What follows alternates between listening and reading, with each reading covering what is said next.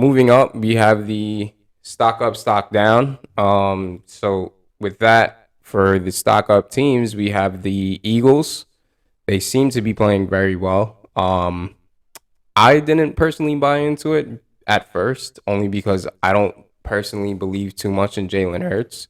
But at this point, it's like you have to really Yeah, respect what he's doing. at this point, he's kind of proving the doubters wrong. Yeah, Maybe at some point he'll regress or something. But yeah, I mean, I wasn't buying in week one. You know, they come in against the Lions. I kind of expected that to be a close game. I thought the Lions would have had a chance to win it. They kind of did too. It ended up being a close game. The Eagles pull it out. I was kind of non-committal on the Eagles. Then they come out, smoke the Vikings, and then they pick up another win here, and against the Commanders. yeah, against the Commanders. So Jalen Hurts has been looking amazing. True dual threat, right? He's moving around with his legs and picking up yards, picking up touchdowns, but also slinging the ball all over the place, which Right. was the big question, right? Everyone knew with his legs he was a decent runner. He's one of the he's a better built guy, bigger, stronger guy. He can take some hits, almost maybe like a running back type way that can throw the ball, but always concerns about his accuracy. And it seems like he's kind of putting it together right now, which is scary for For a lot of opponents. yeah, for a lot of And teams. outside at the skill positions and receivers, they're making plays, right? Devontae Smith has a big game. AJ Brown has already shown Promise in his first game. right. So yeah, definitely the Eagles are a team that's looking pretty good. And when you look around that NFC East, a division that hasn't been very good lately, they look like they're The most definitely a cut consistent above the team. rest. Yeah. Yeah, and it's good to see that Jalen Hurts is picking up his quarterback play. Again, we can't expect Jalen Hurts to kind of be like Aaron Rodgers, but we can Hmm. expect him to somewhat make some progression in his passing. And with that, we have another great passer who's made some great strides this week and just in general. Trevor Lawrence and the Right. Jags. The Jags seem to be on the rise, and they seem to show a little bit more promise. We've seen them even in week one when they were versing the Commanders. They competed. They almost won that game, almost pulled out a win with that game, but at the end they couldn't. And each week it seems like they're building on that. And again, we talked about the whole situation with Doug Peterson, and obviously when you have more stability in the coaching, that translates into how the whole team works.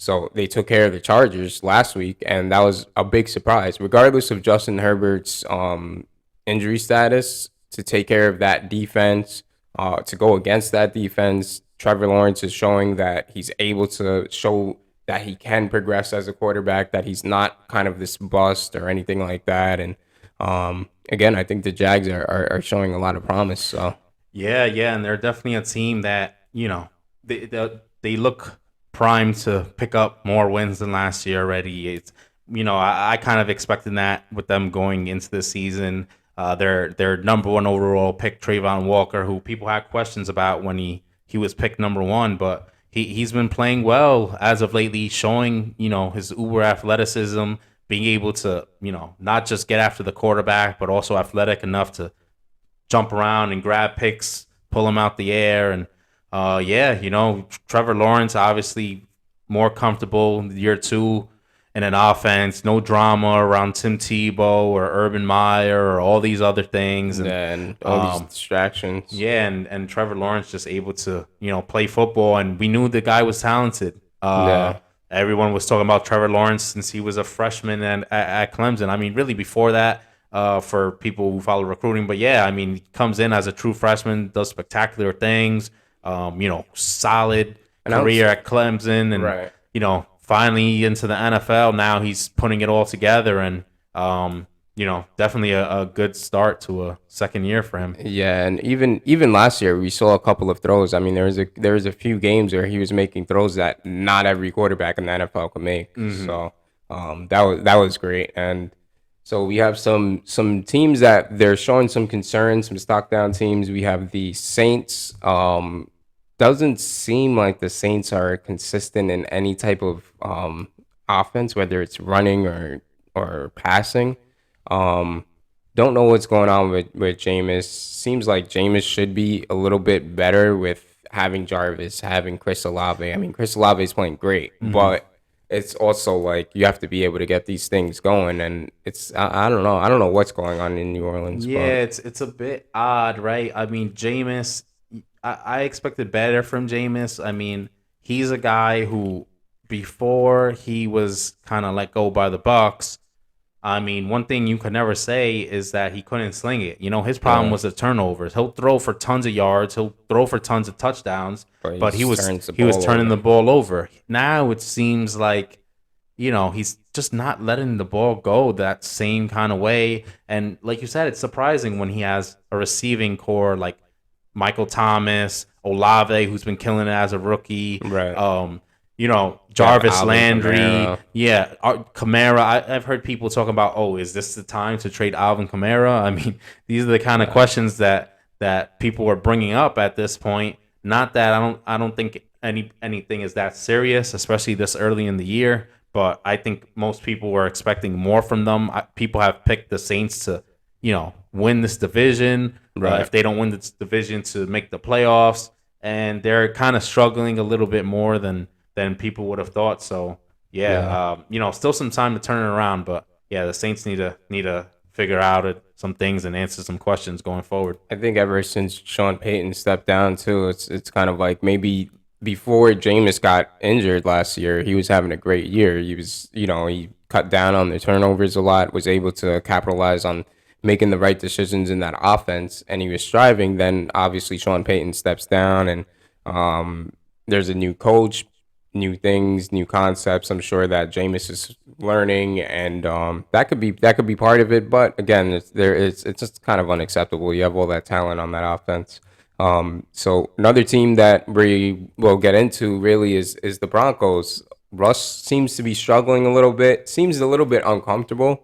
I don't know. I really don't know what it is. It seems like they really can't get things going. I you know I don't know how Melvin Gordon really fits in that situation. I mean, granted he was able to get a touchdown against Mhm. the Niners, but it's there's just no consistency at all on that offense. Yeah, this is another one pretty weird. I mean, the Broncos are a team that a lot of people are high on. I mean, they've been talked about for years as, oh, they just need a quarterback. They just need a quarterback. Solid defense. They have pieces there already. They Right. bring in Russ. They get their guy. A lot of hype. Supposedly this is the best division in football. All this hype about all these teams. The Broncos have just been a flat out disappointment.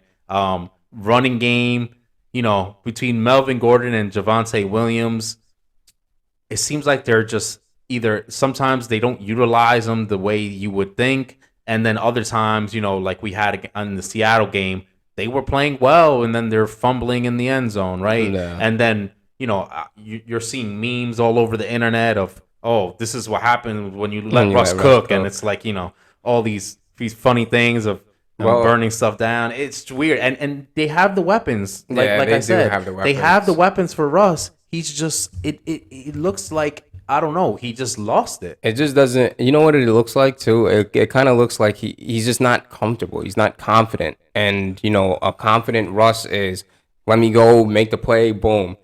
He seems hesitant. He seems like and then there are times where there are flashes. And he talked about it. He was like, Mhm. yeah, I could really see this game. I could really see this offense being explosive. And of course, as an average viewer, you're like, well, how could you guys could barely drive down the field and make any type of third down conversions. How could that be? But in a sense, I can see what he means. When they do get continuity, when they were able to kind of get things going, it seems good. But and again, they weren't really able to take shots down the field, and that's kind of Russ's thing. Like Russ Right. is somebody that he has a great deep ball, one of the greatest deep balls in the NFL right now. Um, so I don't know if Nathaniel Hackett is really capitalizing on Russ's strengths, really. Yeah, we've already seen him kind of mismanage some Yeah, late game so situations. They had to bring somebody in to kind of be more in charge of that so he could focus on play calling. And I know we talked about it too. We were like, well, you bring in a guy to focus on game management because you can't do it. So you could focus on play calling, but but the play your play calling calling isn't hasn't been even good either, right? nah. So he's mismanaged some play calling stuff. He's mismanaged some game management stuff. You know, Russ hasn't looked the same. They kind Right. of really just need to put it all together. They've had some bright spots on defense and Yeah, I mean their defense looks great. yeah, but I don't think there's many questions with their defense. right, but they need to get the rest going, right? Game management, time management, play calling, performance stuff from some wide receivers and running backs stepping up. Russ getting on the same Russ getting page on with the same everybody. page with I mean, look, receivers. they were getting you know penalties for delay of Delay of games, games and at home. yeah, it wasn't. I mean, you have Eli Manning making jokes that the kickers, the punters, Should worth have got more more. than Russell Wilson. And this is a guy who we've seen Russell Wilson actually on the Manning cast. We know he's very friendly with them. He's very good friends with Peyton Manning, who lives in Denver and Nah. is kind of always around the practice facilities and in the building over there. So yeah, Russ has to step it up. And He has to step it up, and I think he will. I think it takes time. I mean, Peyton Manning's tenure when he first got there, they were 1-2, and Russ, he's they're not in a bad situation. They're sitting at 2-1. They're tied with the top of the division. So again, it's something that's odd what's going on, but I think they'll figure it out. A team that does have to figure it out is in their division, which is the Raiders. Don't know what's going on with them. You had a great defensive player in Chandler Jones. You add Devontae Adams and Derek Carr can't get it done. Doesn't seem like Josh McDaniels is a real head coach. We saw his struggles in Denver. We saw his struggles being outside of the whole Bill Belichick tree. Um, they had what's kind of crazy is that they already had a long sit down with him apparently. yeah. So I mean, well, we'll see what happens with him, but Yeah. And this one, just a disappointment, right? Like you said, you bring in some of these players, stud players, a team that people had high hopes for. We know it's a strong division, but now they're sitting at 0-3, and we know the stats, right? 0-2, you could turn around your season. 0-3, you're almost guaranteed not to make the playoffs at this point. And it sucks to kind of think of them in that light as not worth thinking about for the rest of the season because they're not going to be able to do anything else. But yeah. I mean, that's just what the numbers say. And obviously, you kind of feel bad for a guy like Devontae Adams leaves the Packers to go to the Raiders and play with a friend of his who was his college quarterback. But at this point, Yeah. none much to say. Just a disappointment. Hopefully, they could at least use some things to Get kind back on of track, get back maybe. on track and kind of try again next year. Yeah.